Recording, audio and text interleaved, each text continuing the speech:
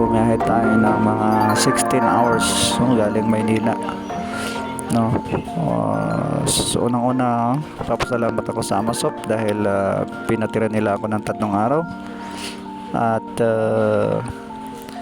pinatid nila ako sa airport. So is magandang opportunity po na makagamit ng Amasop. At saka ngayon nandito ako sa aeroplano, papunta kaming Taipei, stopover, tapos sakay ulit papunta ng Amsterdam. So ito po, konting libang lang muna, manood ng TV habang nakabiyahe po.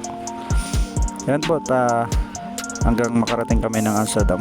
Maraming salamat at magandang araw sa inyong lahat,